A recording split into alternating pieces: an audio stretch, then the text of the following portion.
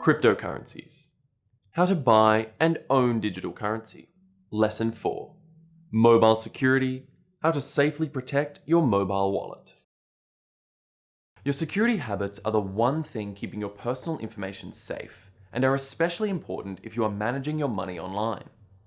Although it may seem like a lot to set up at first, every crypto investor should take time to learn the best practices he can use to protect himself. Firstly, we'll discuss passwords.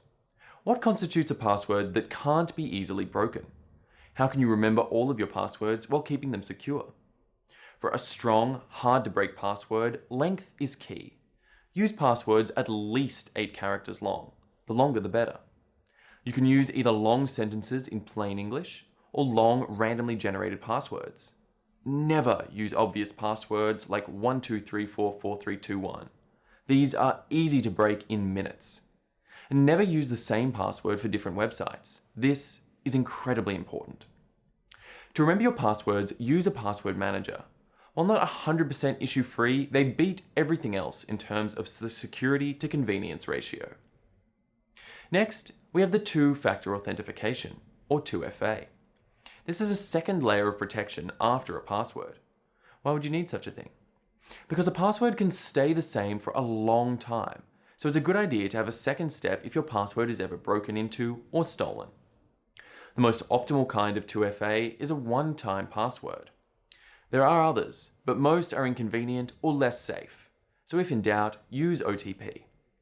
OTP is a short, usually 6-digit number generated every 60 seconds by a mobile app such as Google Authenticator or Authy. You'll enter this number as a secondary password to verify you are the owner of the account. The catch with OTP 2FA is that to set it up, you'll need a seed number, which is usually presented as a QR code that you'll need to scan. Be sure to save the QR code or plain seed number somewhere safe. Otherwise, when you change your phone, you wouldn't be able to access your account anymore, and it would be complicated to get your access back. In this respect, Authy has an advantage over Google Authenticator in that they back up your seeds for you, so you don't need to do it yourself. The trade-off is that they need to trust a third party with one of the layers of your personal protection. Now we'll discuss wallets. All of your crypto assets are stored on a blockchain and accessed via an account. A wallet is a way of storing your private keys to that account. There are many kinds of wallets available, including full-blown blockchain node with a wallet app running, their light wallets, and their hardware wallets. A blockchain node is the most beneficial for the network, the most flexible, and also the most dangerous way of managing your wallet. You may acquire one through Mist, Parity, Bitcoin Core, etc. A light wallet gives you convenience for the price of foregoing control over the node. You may acquire one through Jax, Myther Wallet, Electrum, etc. A hardware wallet gives you convenience and security for the price of foregoing control over the node and a little bit of money. You may acquire a hardware wallet through Ledger, NanoS, Trezor, and KeepKey. Backing up a key phrase. There are many ways to do this, and none of them are either completely secure or simple. Divide your 24-word key phrase into 2 parts. Encrypt both of them with any encryption tool available to you, and store encryption keys in storage services which support 2FA, such as AWS S3, Google Drive, Dropbox, GitHub, and private repo.